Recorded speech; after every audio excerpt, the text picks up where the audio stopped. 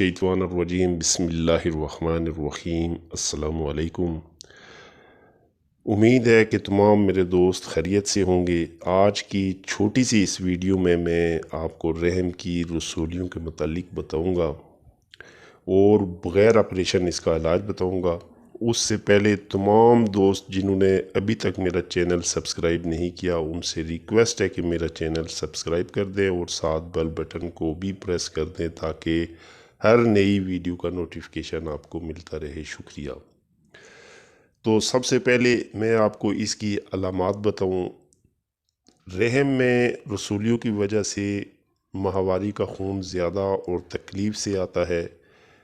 पेट के निचला हिस्सा में दर्द होता है और लिकोरिया का मर्ज़ लायक हो जाता है। पेट का साइज़ बढ़ जाता है। दौरान मुबाशरत सख्त दर्द महसूस होता है। मायूसी और थकन बढ़ जाती है। जिस्म पर ख़ारिश होना, ब्लड प्रेशर का बढ़ जाना अहम इलामात हैं। रहम की रसूलियों की वजह से हमल नहीं ठहरता और अगर हमल ठहर भी जाए तो रसूलियाँ मज़ीद तेज़ी से बढ़ना शुरू हो जाती हैं और हमल ज़ाया हो जाता है। रहम की रसूलियाँ रहम के किसी भी हिस्सा में हो सकती हैं, जबकि कुछ रसूलियाँ दर्द पैदा करती हैं और कुछ रसूलियों का दर्द नहीं होता। कुछ रसूलियाँ नरम और कुछ पत्थर की तरह सख्त होती हैं। एलोपैथिक में इनका सिर्फ ऑपरेशन इलाज है, लेकिन आज मैं आपको बग़ैर ऑपरेशन इनका इलाज बताऊंगा। बिल्कुल मुख्तसर सा इलाज है, इंतहाई सस्ता होने के साथ इंतहाई तीर बेदफ़ इलाज है। अगर आप चाहें तो इस नुस्खा से भरपूर फ़ायदा उठा सकते हैं।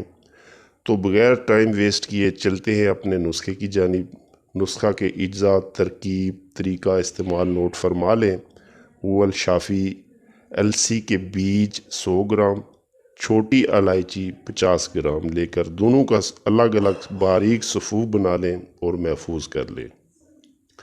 इस्तेमाल का तरीका: रोज़ाना सुबह के वक्त नहार मुँह 1 चाय वाली चम्मच सफ़ूफ नीम गर्म 1 गिलास पानी में डालकर 2 चम्मच शहद मिलाकर इस्तेमाल करें। 1 माह तक मुसलसल इस्तेमाल जारी रखें। इंशाअल्लाह ये नुस्खा बग़ैर ऑपरेशन इलाज मुमकिन है इसका। उम्मीद है कि मेरे तमाम बहन भाई इस नुस्खा से भरपूर फ़ायदा उठाएंगे और इंशाअल्लाह इस नुस्खा के बाद किसी दूसरी मेडिसिन की आपको ज़रूरत नहीं पड़ेगी। दुआओं में याद रखिएगा। मिलते हैं इंशाअल्लाह नेक्स्ट वीडियो में। अल्लाह हाफिज़। अस्सलाम वालेकुम।